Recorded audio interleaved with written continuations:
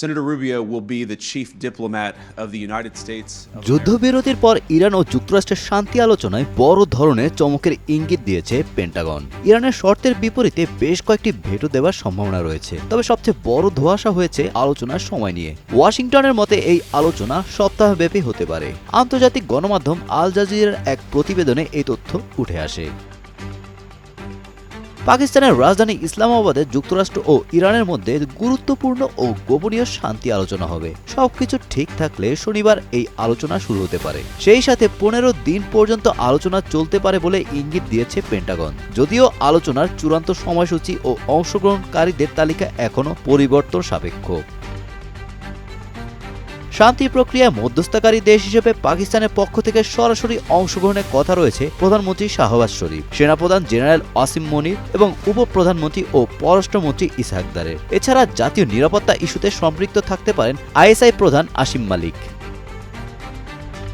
অন্যদিকে ওয়াশিংটনের পক্ষ থেকে এই সংলাপে বড় ধরনের চমক থাকতে পারে। সম্ভাব্য প্রতিনিধি হিসেবে যুক্তরাষ্ট্রের vice president JD Vance, white হাউসের বিশেষ দূত স্টিভ উইটকফ এবং ট্রাম্প প্রশাসনের সাবেক প্রভাবশালী উপদেষ্টা জারেড কুশনারের নাম শোনা যাচ্ছে। সামরিক কৌশলগত আলোচনার জন্য সেন্টকম কমান্ডার ব্র্যাড কুপারও এই দলে থাকতে পারেন বলে আভাস পাওয়া গেছে।